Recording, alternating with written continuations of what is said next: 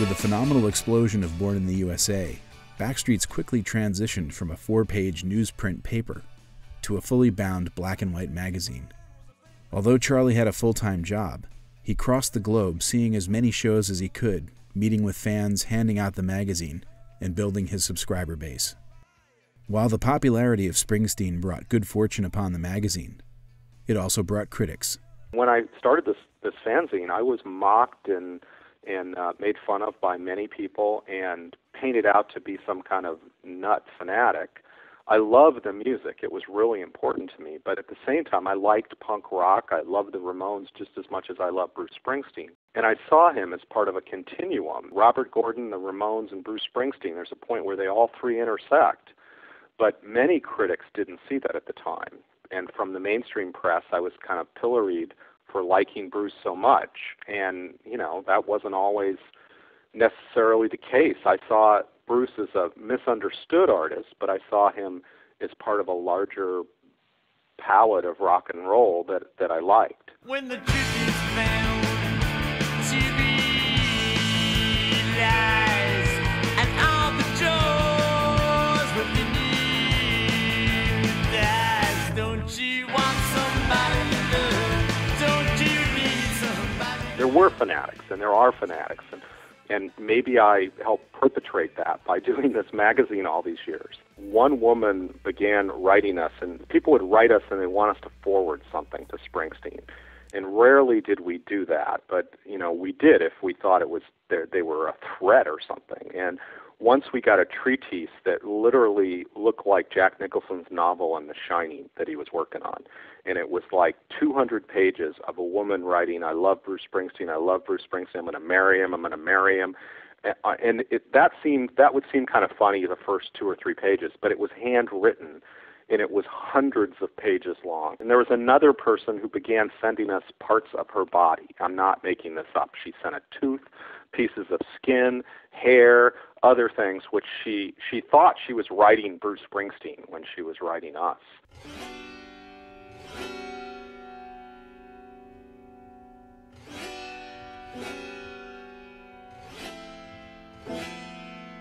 I did make a decision fairly early on to not write about his personal life. And, this was a fanzine. Indeed, it was about the music and about what Bruce's youth had been and about the influences he had and the other people that influenced him. But there was very little in Backstreets ever about his offstage life. We left his personal life alone, feeling that stuff was private and not really stuff we should cover. Bruce read it. I know that because I saw pictures of his house with it sitting on the coffee table. There was one point that was almost comical when Springsteen's mother actually wrote us to get some back issues that she didn't have, and we gladly sent them to her gratis.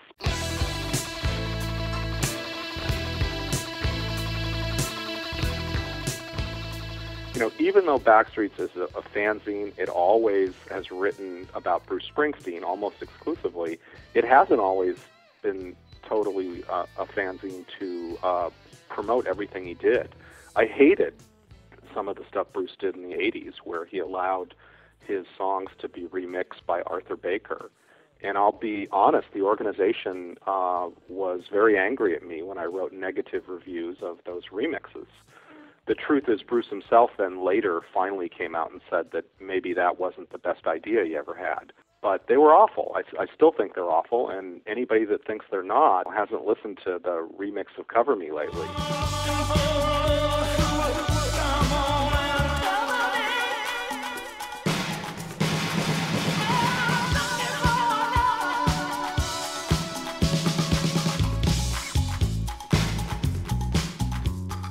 There were times where Bruce made some bad miscues, and Backstreets was one of the first places, I think, to call him on it. So, we weren't totally in Bruce's pocket, so to speak. But, that's neither here nor there. When you're the armchair quarterback and you run the sort of fan magazine, you're going to be harder on the guy than anybody else, partially because I knew what he was capable of. I always argued that to understand Springsteen, you had to understand the outtakes and the other songs that didn't end up on the albums.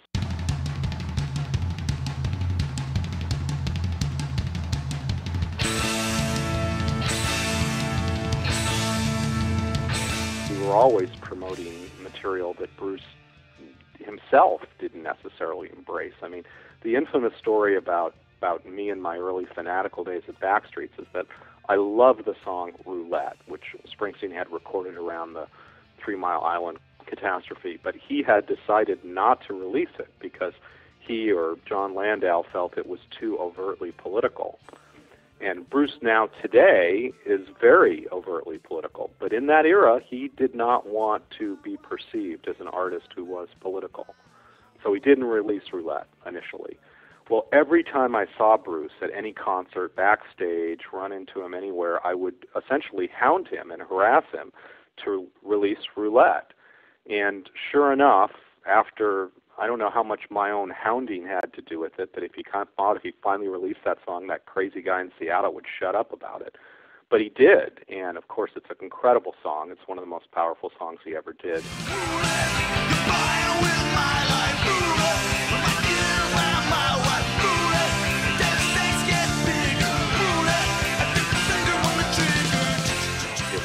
Very embraced by critics, and it gave a different sense to his career, and in a way began a kind of an increasing outward political awareness that suddenly started showing up in his music. We were always advocating for things, whether it was to release these outtakes, and the irony is that most of those outtakes now have come out.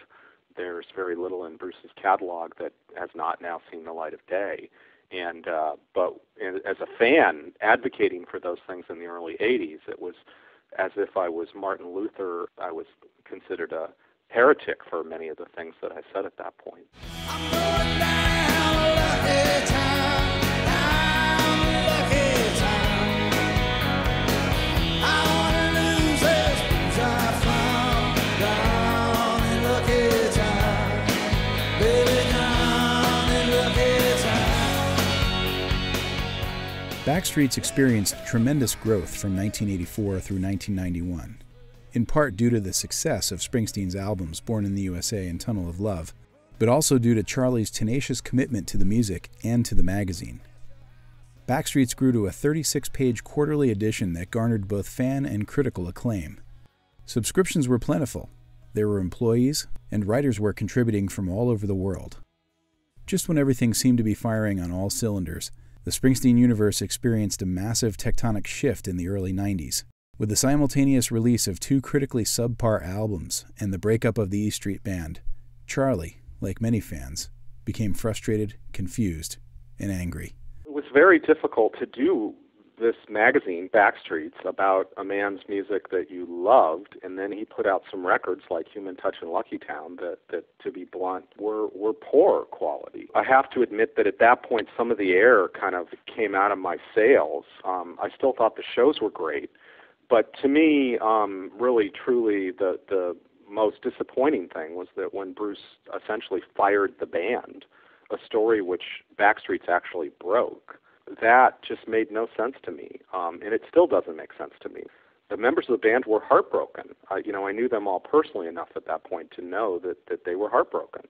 I think that tour with Zach Alford and Shane Fontaine and these other players, who were talented musicians, but they certainly were not the E Street Band, that was one of the dark chapters in Bruce's life, his creative life at least. So it became more and more difficult for me personally to have enthusiasm for what Springsteen was doing when he was going on stage and playing all the songs from Human Touch. Then there was the Christic Institute shows, which were an absolute creative zenith, and once again showed what Bruce was capable of. He began that concert by sitting down on a piano and rethinking some of his early hits and playing incredible versions of these songs on piano, and debuted some wonderful, wonderful songs that hadn't been released at that point.